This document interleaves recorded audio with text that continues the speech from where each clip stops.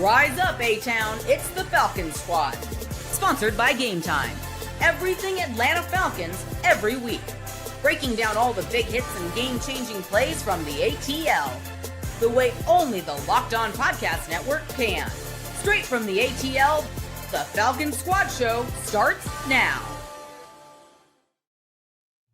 Welcome to the Falcon Squad Show, your home for the best Atlanta Falcons football talk. I'm your host, Tenitra Batiste. Alongside me are Locked On Falcons host Aaron Freeman and Locked On analyst Jarvis Davis. Maria Martin, our 11 Alive anchor, and of course, fellow analyst, will be back next week. This episode is brought to you by Prize Picks. Download the Prize Picks app today and use code LOCKEDONNFL to get $50 in lineups after you play your first $5 lineup. And of course, the Squad Show is part of the Locked On Podcast Network, your team every day. So cut down day came, cut down day went. Surprises or no, we'll discuss. And practice squad signings took place not long after. So we'll download on who made those cuts too. And what are the KTTGs for game one? We'll discuss. But first, let's talk about the conundrum across the O-line. So Jarvis, during cutdowns, we also found out that Kaleb McGary is indeed done for the year. So we know that there are a lot of moving parts with that news and what Raheem Morris is going to have to deal with, what Zach Robinson is going to have to deal with, what Dwayne Lettsford has to deal with. But that said, let's start there first. How does this offense move forward now that we know for sure that we won't see McGary take the field? I think there's going to be a situation where it's going to be fluid, if that's a word that I can use. Yeah. It's going to be a fluid situation because when you think about, the amount of guys that they went out and looked at, they brought in 3 guys that they picked up off of, waivers or whatever, not off waivers, but they actually signed. So, and when you think about that aspect of it, they have to prepare themselves for the worst case scenario, right? Like if Elijah Wilkinson, who I feel is going to be the starter, because it makes sense for them to go with a guy that's in-house. Yep. If something were to happen to him, you got to have guys in place and ready to roll because Storm Norton is nowhere to be found. He's going to be here, probably going to be on there for at least 6 to 8 weeks, right? So that's the situation that you're looking at from that aspect. So bringing in those multiple guys that you played against, Michael DERAIL, for example, he played with the Seattle Seahawks. He had a really good, had a really good day against 15, number 15 from last year on his team in the run game. You know what I'm saying? Like when you think about it from that aspect, like, okay, they watch some film. They're like, okay, we like this guy. Raheem Morris even talked about that in his presser today. About getting some guys on this roster that they actually like that are not necessarily guys who've been journeymen, but guys who are young, were drafted within the last couple of years. So I think that with Kaleb McGary being out for the season, like they're going to have to make sure that they aren't in love with the guy that's currently in that spot because that can change at any moment. Indeed. And what about for you, Free? I mean, this is something that we kind of feared was going to be the case, but now we know it to be the reality. So where does this O-line go? Where does this offense move forward without a guy in Kaleb McGary who, if we can't say anything else, and we can say a lot of good things about, especially about his run protection, but if we can't say anything else about him, we know that his availability was his best ability so far during his time with the Falcons. Yeah, you've had Kaleb McGary. He has missed a couple of games over the course of the season, but not quite to the level of Jake Matthews in terms of that availability of never missing a game. Right. True. When McGary would get nicked up, it's like he missed a game or two. Like you always had that toughness of his ability to sort of fight through injuries, and so. With this one, obviously not going to be able to do that. And, T, I think you mentioned it, like the real concern right now is the run game, where I can't speak for everybody on this panel, but I know throughout the summer, my expectations were like, this Falcons run game has a potential to be a top 5 rushing attack, potentially the best rushing attack in the NFL that doesn't necessarily have a Lamar Jackson or Jalen Hurts or Jaden Daniels type running quarterback that will add to it. but potentially the best in the league in terms of just pure, let's hand the ball off to arguably the best duo of running backs in the NFL. Mm-hmm. And I think with the Kaleb McGary injury, that feels like that is no longer on the table. And then the question is just going to be, how good can this run game be without such a huge component that, as Raheem Morris mentioned in his presser, and the stats back this up, like when the Falcons ran behind Kaleb McGary to the right side, specifically behind that right tackle or to the outside on the right side, that was where this offense was at its most effective, most efficient, most productive. And if you don't have that anymore, and it's just relying on, what they did running to the left, which was okay, but nothing to write home about in the past, does this make this more of a league average or potentially worse run game? And if that's the case, that puts a lot more pressure on the passing game. And then if that's the case, and that puts more pressure on Elijah Wilkinson, the Kaleb McGary replacement, to be able to step up in pass protection. And while I don't think, my expectation is that it won't be a massive drop off from where Kaleb McGary was as a pass protector, just because we know that Kaleb McGary was not the world's greatest pass protector when it came to that thing. Right. There probably is some drop off, and that could only, what's the word? Snowball, I guess. Yeah. Potentially if the Falcons have to be more of a one-dimensional offense, and then you have the concerns. And so there are certainly challenges that this team has to overcome, but I think this team is capable of overcoming them for the most part with their passing game, with the explosive play action potential that this team has. We'll see if we actually deliver on that potential, which was the concern last year. But, there are going to be a lot of challenges. This is not going to be an easy solve for the Falcons, but I do think despite a significant step back in the run game, I do feel like there's the potential that they can compensate in the passing game, particularly if they really lean into their play action passing and that ability to attack down the field with Michael Penix. Yeah. Yeah, I think that's fair. And I think too, when you kind of look at it, we talk about Elijah Wilkinson, but there's Jack Nelson, there's Brandon Parker, and there's even some other considerations that Coach Raheem Morris thought about just in terms of how he's going to manage through at right tackle, Jarvis. And one of the potentials that was discussed or considered was moving Matt Bergeron to right tackle. But for you, would that have been a good look? Hell no, that wouldn't have been no good look. I mean, what you mean? Like, I had, what I'm saying? Like, I thought I was going to be calm when I answered this question on air. I thought you would be too. So but I think as you thought about it, you're like, wait a minute. Oh no.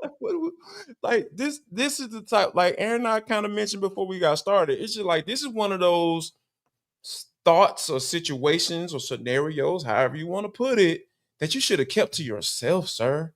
This should have stayed in the coach's office, in the coach's room. You and Dwayne Letford and Terry, y'all sitting up in the room, kicking it around like, hey, what do you think about Matt Bergeron moving out of tackle?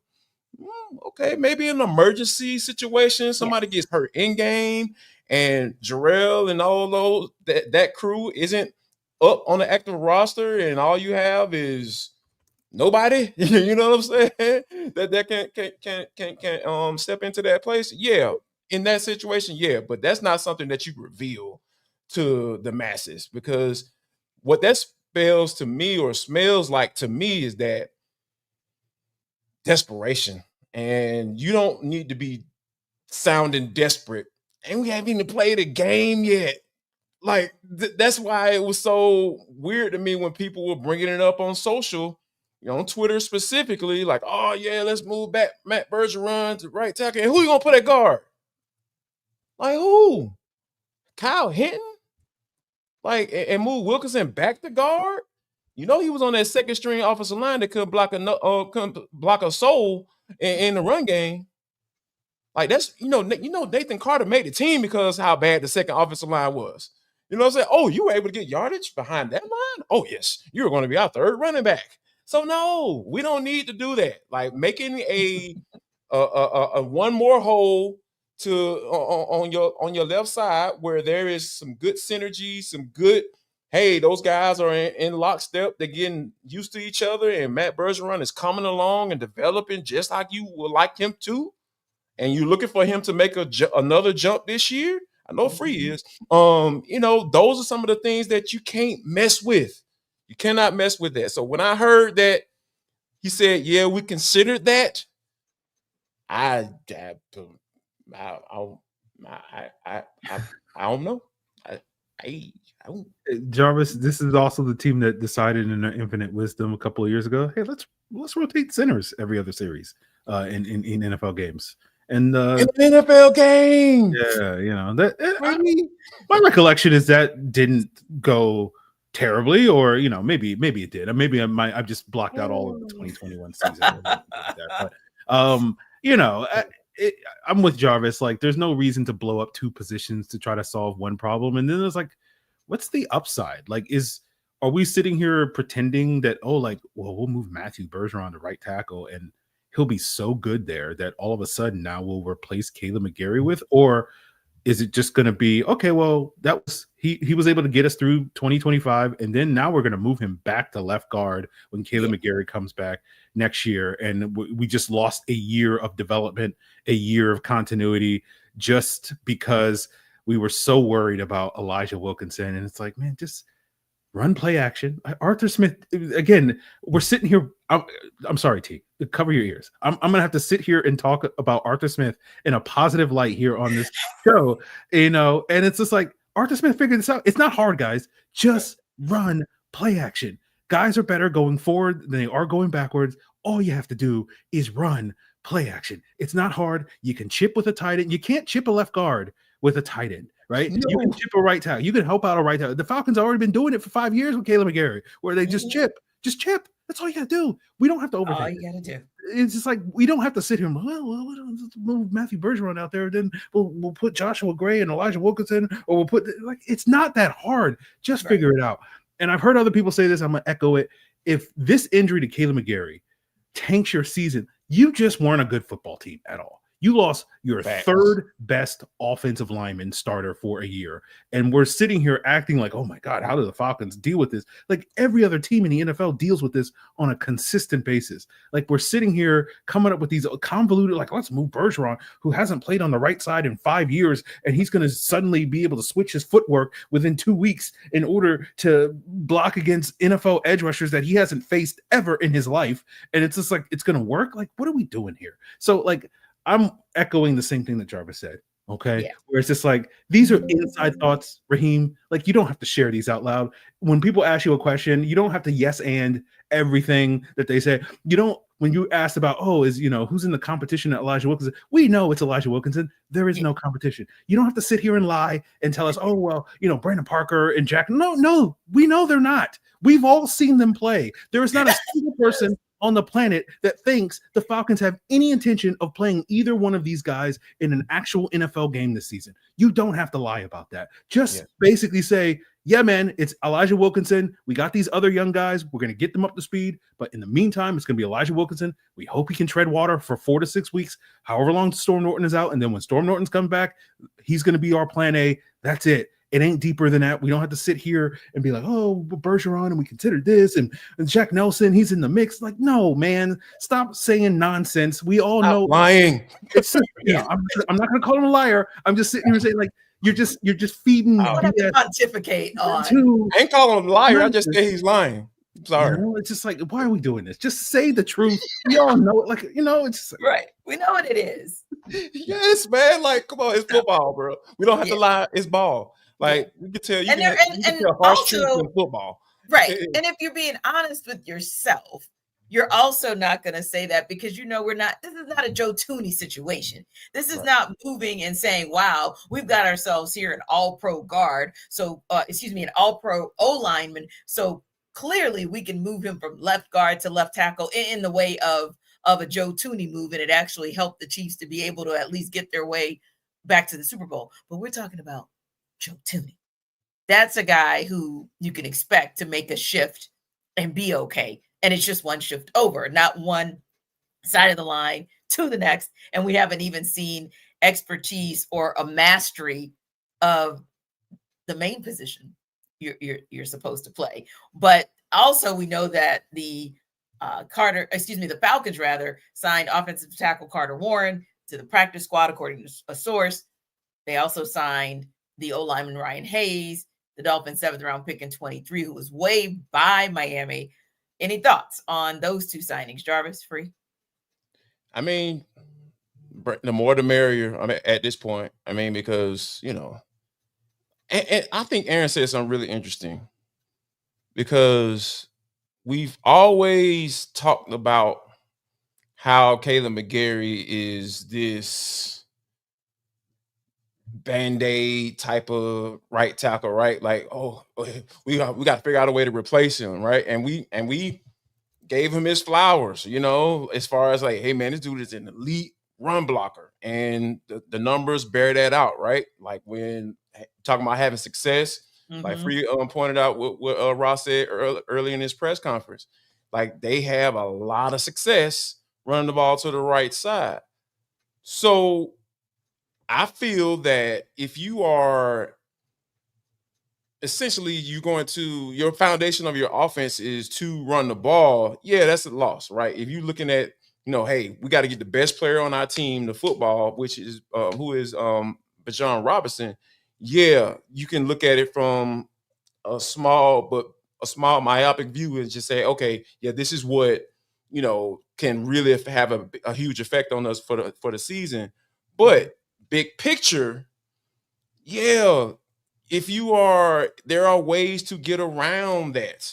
You can, you know, establish yourself going to the other side. You can throw the ball to be able to run the football. There are so many things that you can do. That's why I feel like Zach Robinson is a very important piece as to how you're going to do that. So when you bring in those guys off the street, like I feel like those guys really don't have an opportunity to play as of today, because you have some in-house replacement.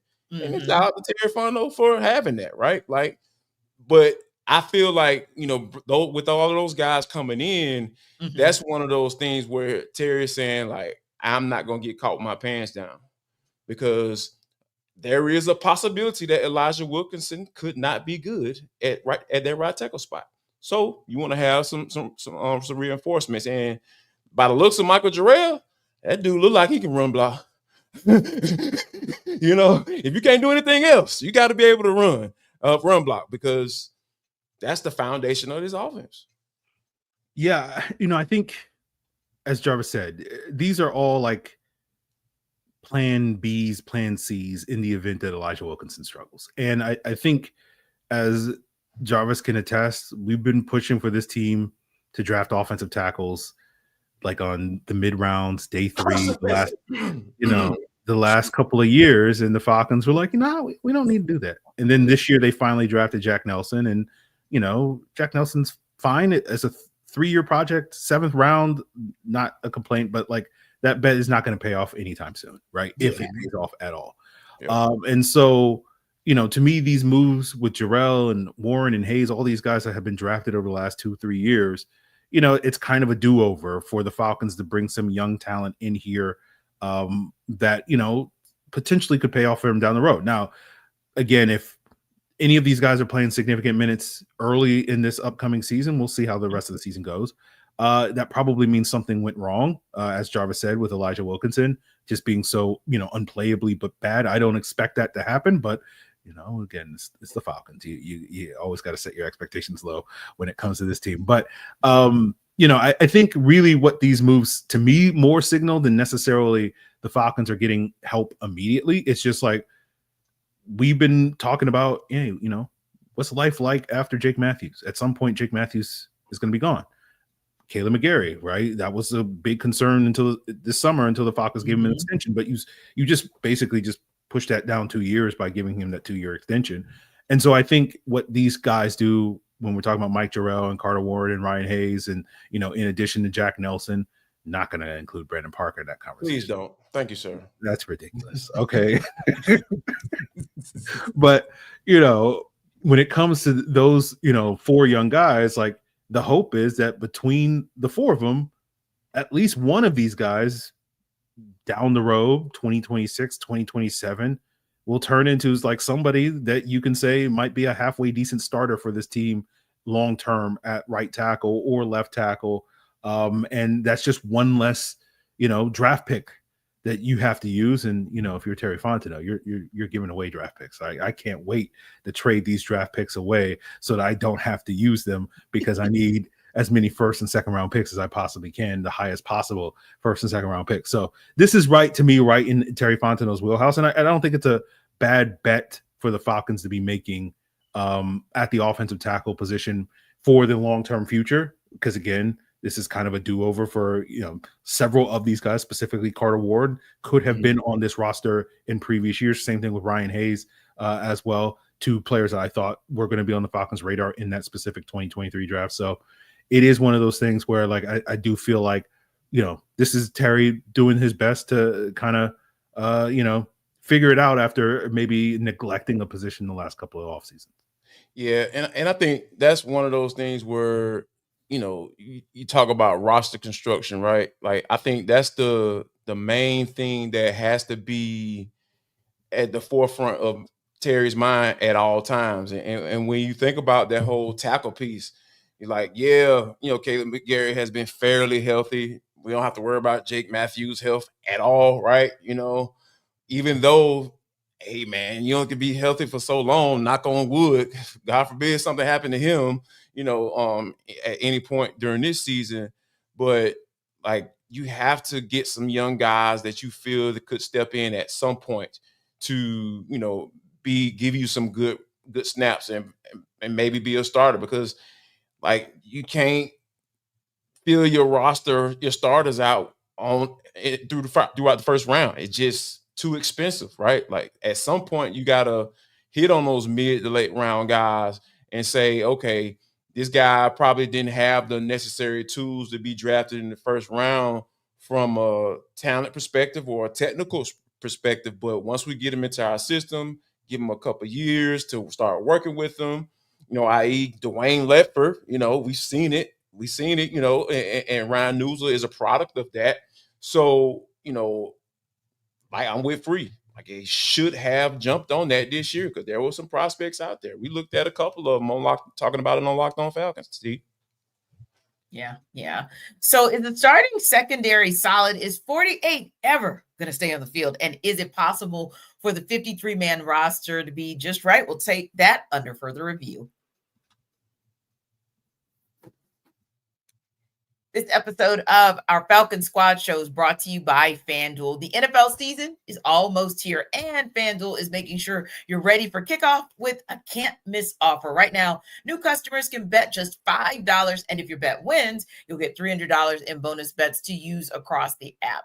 If you love using FanDuel, it's because you can bet however you like. Player props, building a same-game parlay, or even jumping in live as the action unfolds. It makes every game more exciting, whether you're watching your team or just keeping an eye on your fantasy lineup. And it's quick, easy, and the best way to add a little more energy to Sundays. So are you ready to play? Download the FanDuel app now by visiting FanDuel.com to get started. That's FanDuel.com to place your first $5 bet.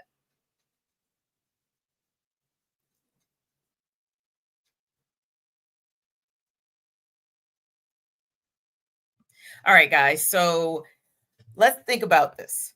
We've been talking about a back and forth with the O-line, but I think one of the more intriguing battles in camp was also that secondary battle, right? So finally, we get word today that Xavier Watts and Billy Bowman will be the starters at safety and nickel to round out the starting secondary with A.J. Terrell, Jesse Bates III, and Mike Hughes.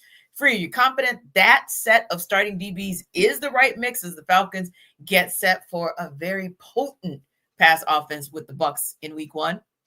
Not really, but it's better than going with the veteran guys. I want to see these young guys play. I want to see Watts. I want to see maximum Watts, maximum Bowman. I want to see maximum all these young guys, particularly on the defensive side of the ball. These, previous draft picks from the last couple of years. So, like, we know what the offer is. We've seen Jordan Fuller, all these guys for 3+, 5+ years. We know it, right? I want to know what Xavier Watts is. I want to know what Billy Bowman is. And so for me, do I feel comfortable with these guys going up against Mike Evans and Nemeka Buka and whoever else? Godwin may be down, K-Dot may be down, Tristan Wirfs is down. So the Bucs aren't necessarily the high potent attack in terms of their health, but I'm sure the Tampa Bay Buccaneers will figure out how to overcome these issues. Meanwhile, the Atlanta Falcons are let's scramble. We don't know what they're doing. Right around chickens like their heads cut off, trying to figure out how to replace one guy. But I think with these young players, it's one of those things where like I'm eager to see what they have. Am I confident that they're going to come in and blow the doors off? No, but it's what else I got? I got nothing else. I want to see, like, for me, like this defense, I don't think is fully formed yet. They have a lot of young pieces. I'm hoping that a lot of these pieces emerge as like foundational pieces, because long term, you really need to continue building up this defense. This is kind of step one in building up this defense, and we'll probably, until we get to like step 3 or phase 3, whatever you want to call it, is when this defense legitimately can be good. But step 1 is kind of laying that foundation, and Bowman and Watt's going to be foundational pieces. You're only going to find that out by putting them on the field, which was not the strategy that the Falcons used last year. And now we're sitting here, we're like, is Rook and Dorless, and unfortunately, we're not going to find out about Braylon Trice. It seems like if they're foundational pieces, but you can only find the answers to these questions if you play these guys. Yeah, true.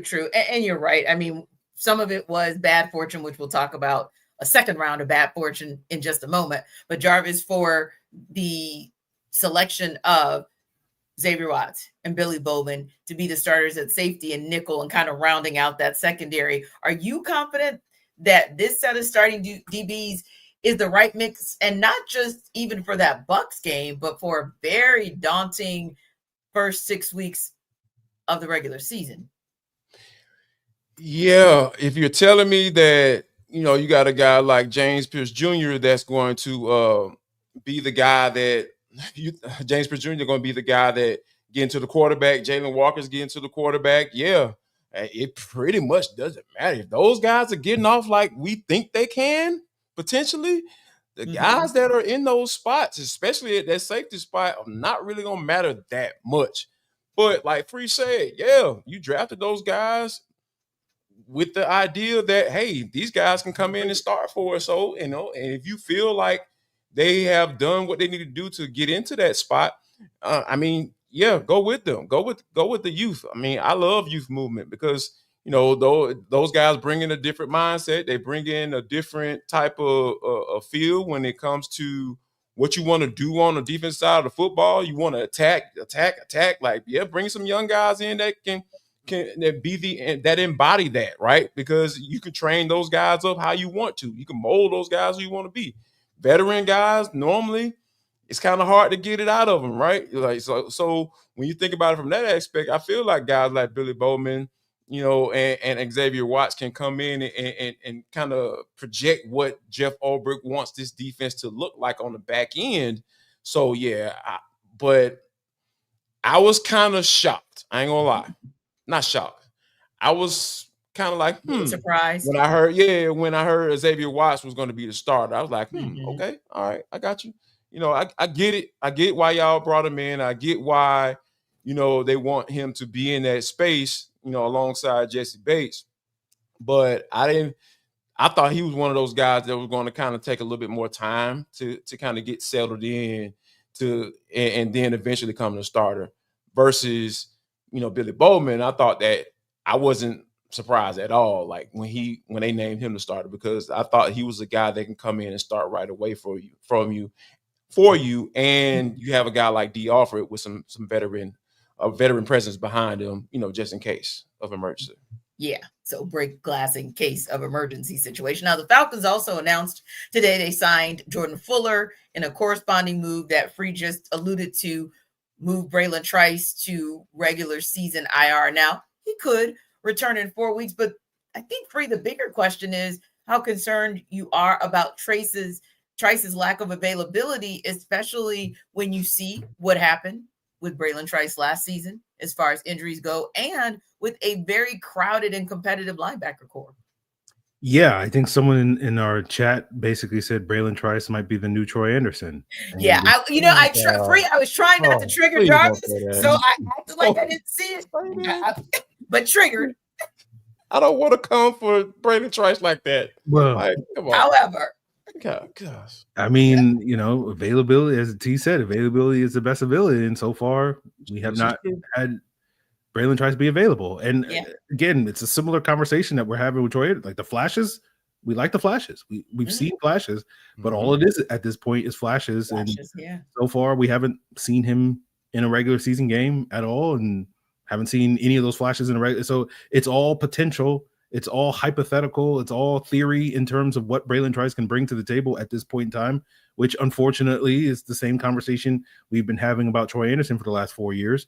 And so obviously we're hoping to get some good news on Braylon Trice later on, that this is not another sort of season ender for him, that we will get to see him at some point in the regular season this upcoming season.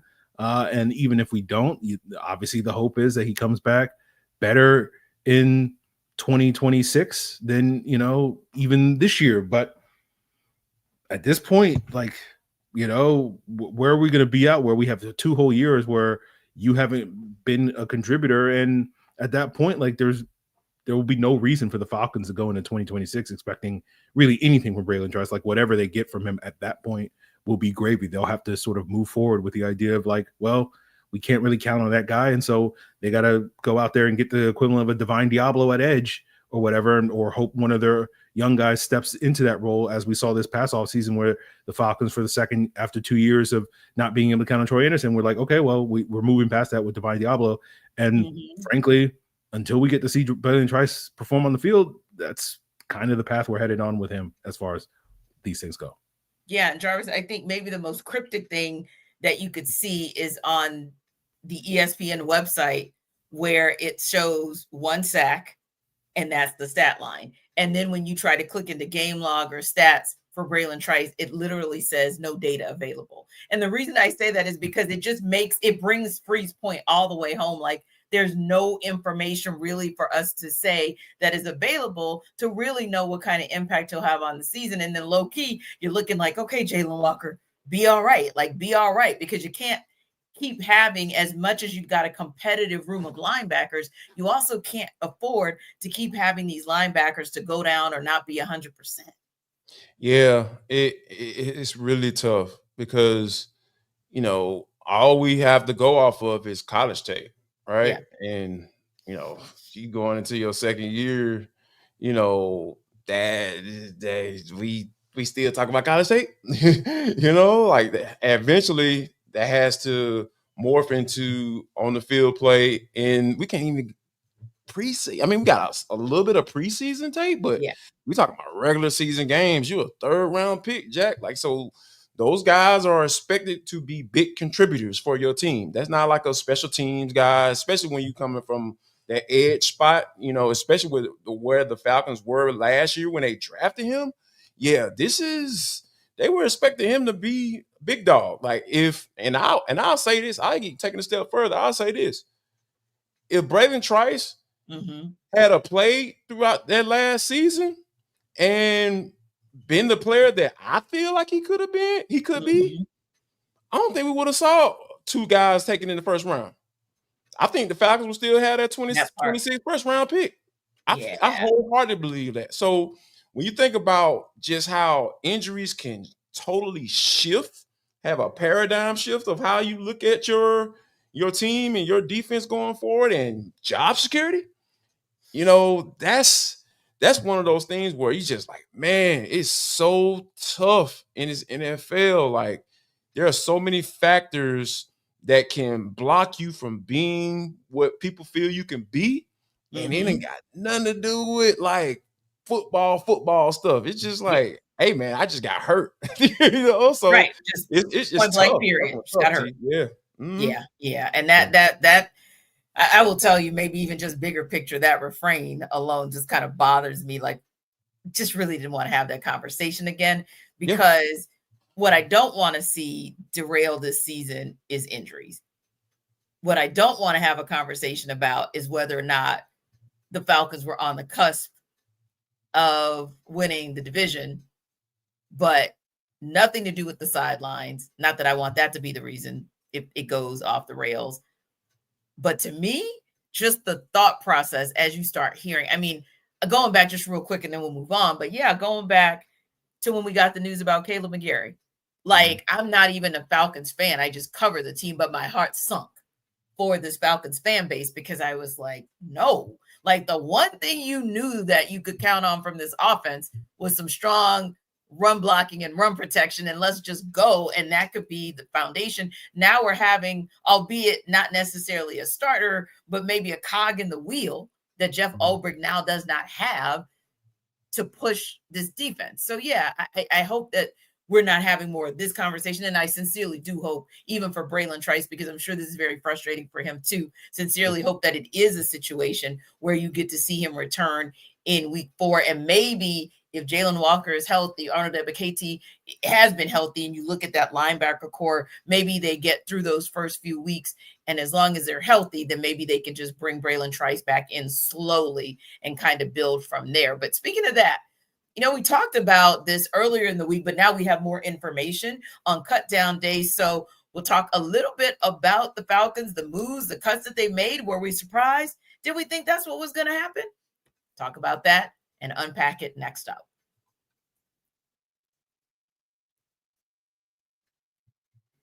This episode of our Falcon Squad show is brought to you by Prize Picks, the daily fantasy platform that lets you turn your football predictions into real rewards. Preseason is already heating up.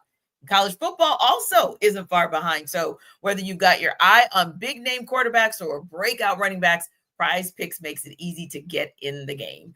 So Avery Johnson, you might get a little max discount there. Dak Prescott, you might get a little max discount there as well. Who knows what those yards might look like as these teams get ready to play. I know there's going to be a big showdown when it comes to Dallas and Philadelphia, so make sure you look out for that as well.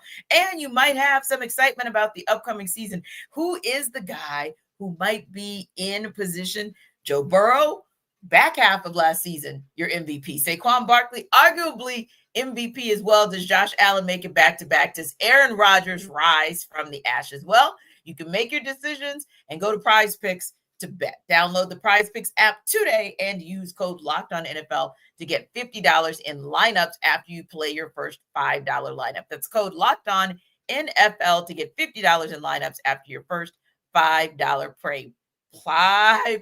play. You say that 3 times fast. Prize Picks, run your game.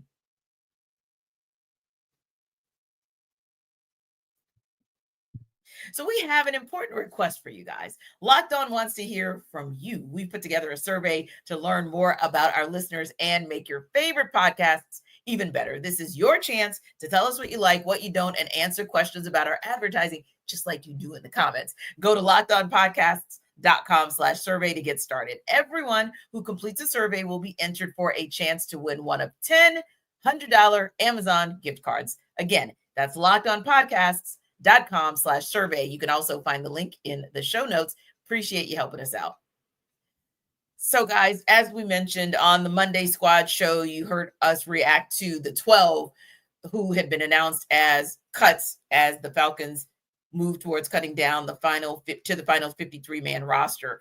But now that we know a little bit more, Jarvis, in the way of who the Falcons decided to cut to get to 53, wanted to ask, first of all, is there a player or a group that stood out to you in terms of, and just kind of to let them get a little sneak peek, our audience, into what happens for us when we get the final roster? We get it in groupings. So we know the 6 linebackers or the 7 wide receivers, if you will. So who for you, group or person, was a surprise? I think the cornerback piece was a little interesting, right? Yeah, I would agree. Mike Ford, we know he's a special teams guy.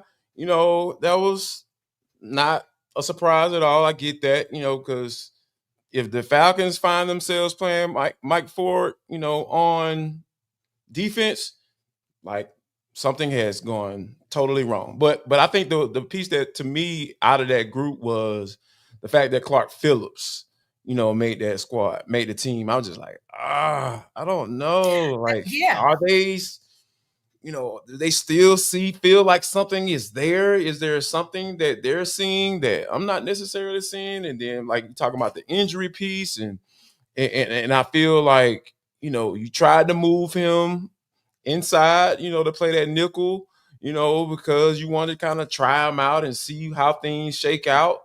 But then you go draft a guy that was kind of like a perfect fit. Like he said, I say he's the best fit on this defense, and Jeff Ulbricht's defense, and Billy Bowman. So you got him battling with D. Alford, and it was like Clark Phillips was like, oh, we're going to move you back outside.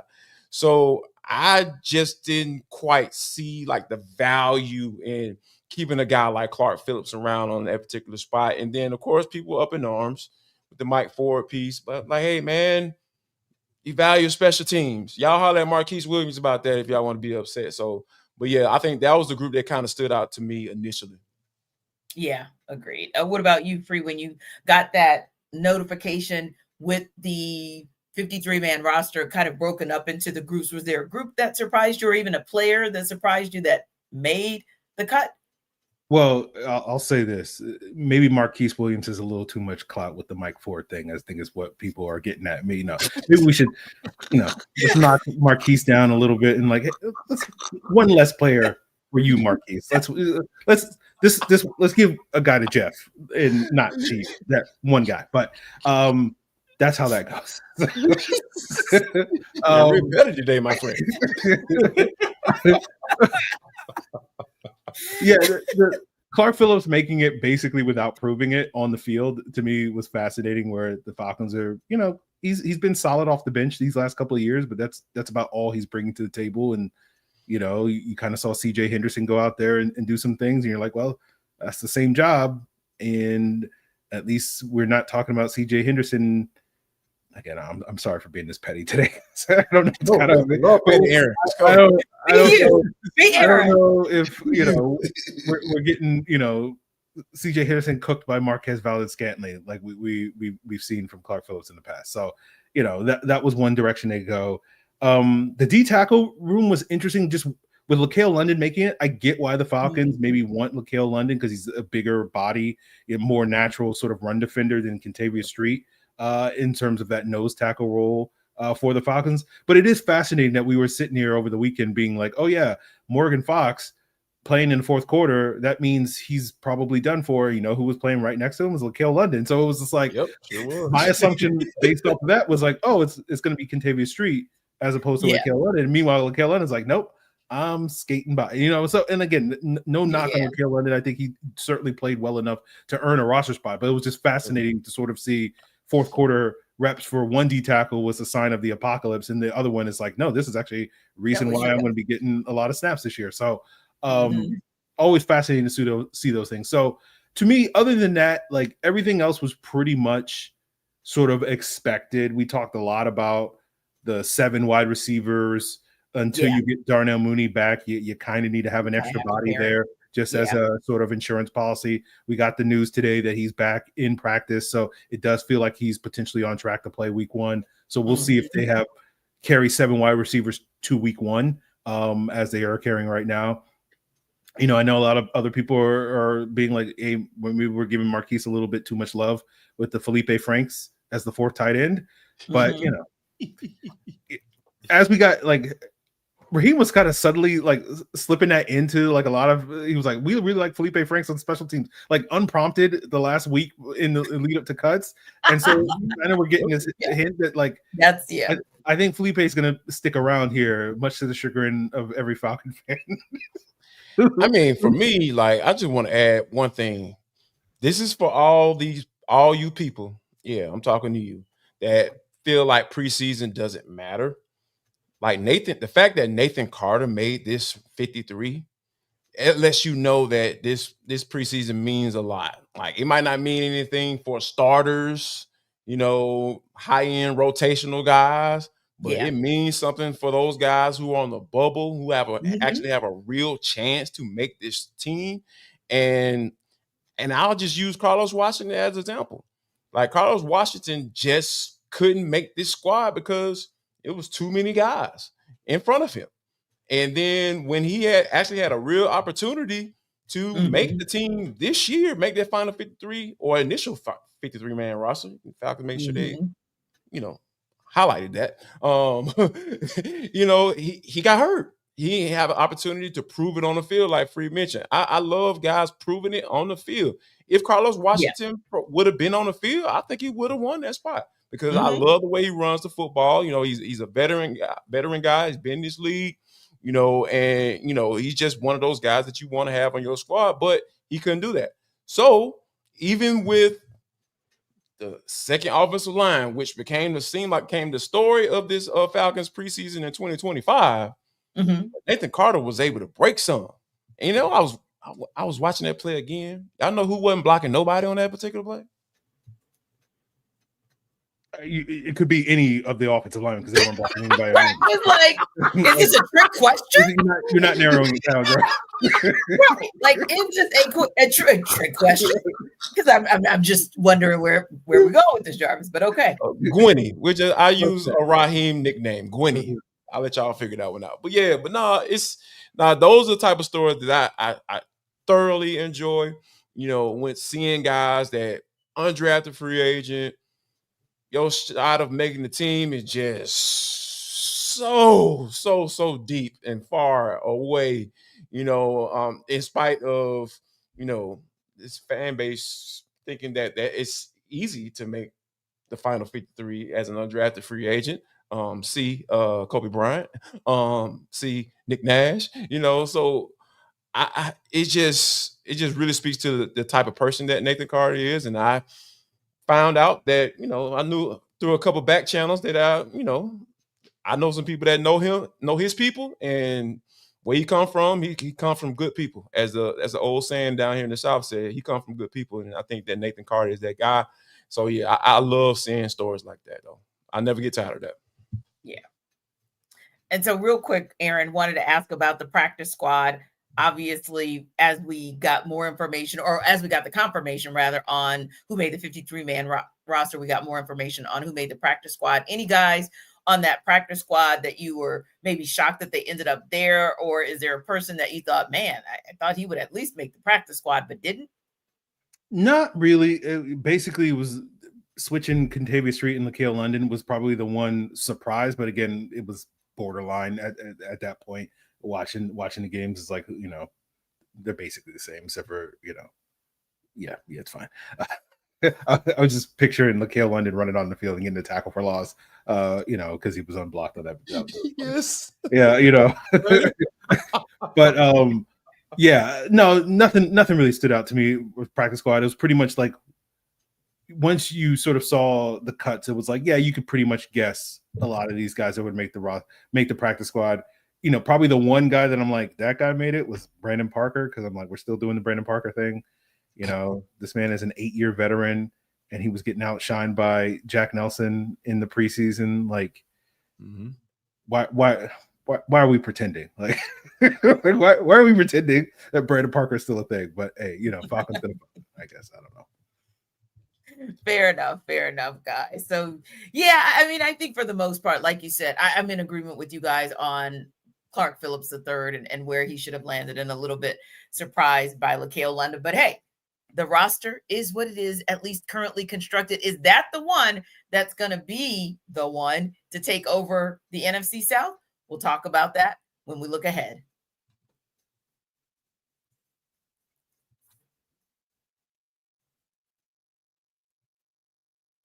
So Aaron, really and truly, it's not just about that. Obviously, it's a big game on September 7th. You're at home, you're taking on the Bucs, and you want to make a statement against the team that has routinely the last couple of seasons one-upped you out of winning the division when all arrows were pointing up for you. But that's not where it stops for this team, because then they've got to head to Minnesota. Then Carolina, I think they can handle their business in Carolina. But then they've got the Commanders and get a bye week, and then kind of round out that first third of the season hosting Buffalo. So what are some of the keys? What are some of the things you need to see, maybe even in week one, that tells you, hey, this team has what it takes to overtake the Bucs for the NFC South crown? Well, I look at it and I go, Kirk Cousins threw for nearly 800 yards and 8 touchdowns in 2 games against the Bucs last year. So that's basically averaging roughly 400 yards and 4 touchdowns. So I'm like, I want to see Michael Penix break those numbers, right? So much of last year was, hey, if not for Kirk Cousins, you know, this team would have, you know, won the division or whatever. And so I'm like, okay, let's start off there. Let's start off with Michael Penix hitting the ground running, throwing for 400, throwing for 5 touchdowns against this Bucs defense that you averaged about 33, 34 points against last year. So I kind of expect you to go out there week 1 against in a favorable matchup at home for the division, go out there, drop 35, 37, 38 points or whatever. And again, that's a lofty goal, but like that's kind of, to me, what this offense needs to do when they go up against teams like Tampa Bay that they've had a lot of success against, scoring points against, where we're sitting here telling ourselves that, the ceiling of this offense is going to be significantly higher than what it was last year, even when we had positive moments like Kirktober and whatnot. So I want to see that right out the gates. And if they can do that at home against the Bucs,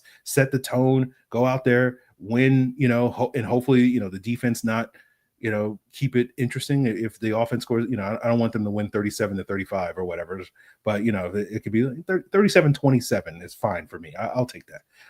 But if the defense can go out there and keep a lid on this Bucs offense that was also averaging roughly 30 points against them last year, that to me is the type of thing that sets the tone for this upcoming season. Okay, like, they talked a big game about, hey, this offense is going to be great. This defense is on the rise. So I want to see that come out week 1. And if they can do that, that kind of sets the tone for the rest of those games that I'll feel a lot more optimistic about their ability to be able to take care of business in the ways that they need to. Yeah. How about for you, Jarvis? Ooh, for me, it's going to have to start with the veteran guys up front on the defensive side of the football. Right? Yeah. I feel like the key to taking this Bucs team out is put Baker Mayfield on his behind. Like, don't have this guy sitting back there reading newspaper, eating a bagel, put some cream cheese on it because he felt like it was a little dry. Then or he had my able to scramble until he gets his guys open. I think. Right, exactly. Like extending plays, 6-7 second plays. No, all that stuff needs to go. If he's gonna beat this defense this year, he's gonna get the ball out on time. And ain't gonna be none of that making it up or pulling the ball out, a rabbit out the hat and all that stuff. And no, we're not doing that because. And I feel like it starts with Leonard Floyd and Arne Ebiketie. I know, like, Jarvis, what about James Pierce Jr. and Jay Walker? Nah, they bought Leonard Floyd is a hired gun. That man come here to get sacks. That's it. Just like 15 was brought in here last year to get sacks. He got some, were they effective? Like, was it on 3rd and long, to end the game, what I'm saying? Put Baker Mayfield on his back to end the game, all that stuff? No, definitely not.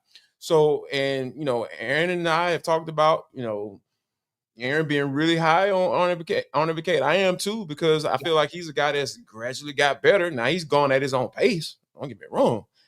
Would I have liked him to gotten there a little bit quicker? Sure. But this dude has steadily gotten better each year. And I think that this dude is primed to get paid. It's a contract year for him. So he has all the incentive in the world to make a statement in game 1 against the Bucs. And I feel like if we getting some good stuff from Leonard Floyd and Arne Ebiketie coming off the edge on 3rd and long. Yeah. Woo! Those young pups coming in too, right behind them. That might be something that might be very interesting to watch. And it starts with Mayfield being on his back.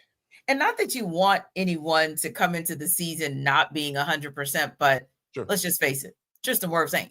So take advantage of the opportunity as it's presented to you. And then I think on the flip side, for me, it's the fact that if you compare the gauntlet of the first 6 weeks of the 2024 season, I feel like, although this is a bit of a gauntlet, I still feel like that was a gauntlet, just in terms of who the Falcons O-line would have to face up front. Like, I mean, I don't have to go back to TJ Watt, do I? So that's who they faced. And then you turn around and you have to face the Eagles, although the Falcons were able to pull a rabbit out of the hat, if you will. But then you've got to deal with the Chiefs and their D-line. So I think this is an opportunity where at least this O-line isn't going up against, I think, as formidable a set of opponents as they did maybe in the first third of last season. And hopefully maybe that gives you an opportunity for Ryan Nuzul to continue to solidify himself in a comfortable space with Michael Penix Jr. and maybe just across the O-line in its entirety to solidify itself in the first weeks compared to what that gauntlet was the last 6 weeks of last season. And then you think about, we always talk about players and being in that position to make that leap in their second year. And granted, I want to hear from you guys on that player, but I'm interested in hearing from you on the coach as well, because we know we have the offensive coordinator, the defensive coordinator, even Raheem Morris going into his second year of being a head coach with this Falcons team. Which one of these guys, whether it's Ra or someone from his staff, do you guys need to see make that jump?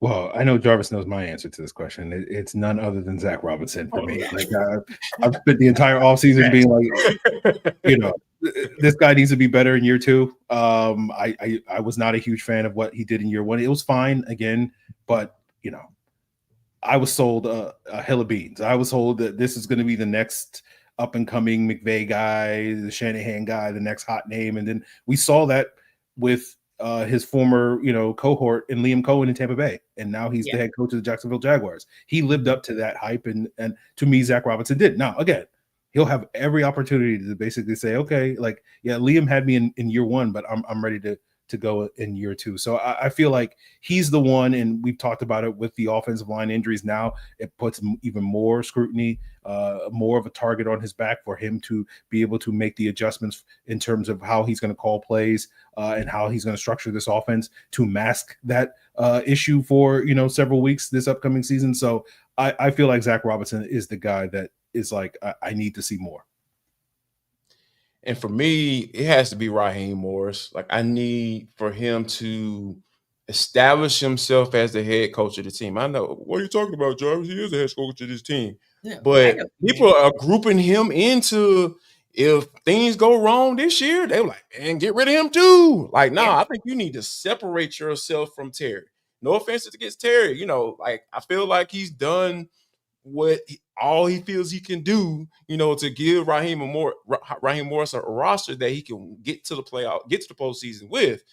But you gotta separate yourself, man. Establish yourself as, regardless of what happened in the front office, I'm going to be here. And you do that by making the right decision when it comes to calling timeouts. Don't lose games because of that. You're not going to get the benefit of the doubt, sir. Andy Reid got it for quite a long time, but Andy Reid was getting to the playoffs dang near every year. And not just to the playoffs, but getting to the championship teams. Yeah, and getting to the NFC Championship, getting to the Super Bowl. Yeah, he was there. So I think that, that's the thing. That's the jump I'm looking for, the biggest jump I'm looking for. The head coach, Raheem Morris, he has to step into this role and saying, yep, own it. I'm going to be the head coach. I'm going to be here regardless. And you do that by maximizing all of your guys' potential on the field on Sundays and getting some wins, man, because that's the bottom line. That's what has to happen in order for everybody to keep the jobs and feel a little bit safer, because it's the NFL. Anything can happen, but you don't want to be looking at the end of the year and you're 8-8, 8-9, and you doggone saying, oh, well, Michael Penix played well this year, and Zach Robinson is up for some head coaching gigs, you know what I'm saying? Because the offense was a top 10 offense, but the defense doggone stunk. You know what I'm saying? Like, oh, man, you don't know how to hire assistants. That was Dan Quinn's problem. And dude hired Dirk Cutter as his OC. Come on now. Well, what are we doing? So, I think this is the year for him. I feel like, hey, man, justify you hiring your boy. You know what I mean? I like Jeff Ulbrich, but it kind of wasn't a good look because it's a guy that you knew and it's a guy that was here before. So I think all those things are factors that I feel like Rod needs to clean up by just winning some football games. Yeah. And for me, I'm going to go with, at the end of the day, agreeing totally with Zach Robinson. I want you to really remix and elevate this offense. Jarvis, I think that you make a perfect point. we're not saying that we don't know the obvious, which is that he's a head coach. We're saying posture yourself, position yourself that way, because Terry, pretty much as long as Jalen Walker and or James Pierce Jr. perform, then your job is probably safe. Sure. But Raheem, you're going to have to step it up and make sure we know at the end of the day that you are a head coach and you're making big time head coaching moves. But I'll throw you guys a little bit of a monkey wrench in it, if you will. Maybe a TJ Yates, promoted to passing game coordinator last February. Maybe he can help out with a little bit of time management situations going on, if you will. But I think that I would love to see him also kind of work with Zach Robinson to kind of mix things up a little bit, because I do think that while the offense was ranked 6th in yards per game and 5th in passing yards per game, I still think it goes back to what Free was saying as well, where that number might be skewed because of Kirktober. So if you pull the Kirktober numbers back, or you pull the numbers back where Michael Penix Jr. was fighting for his life to try to keep up scoring wise with the other 3 teams in the games that he played to end the season, then those numbers might look a little bit differently. So I'm interested to see how he could contribute to your earlier point, Free, with Zach Robinson making his leap. And I'm also interested, Jarvis, in seeing how he can help Raheem Morris to evolve what the passing game is about and what this offense is about overall.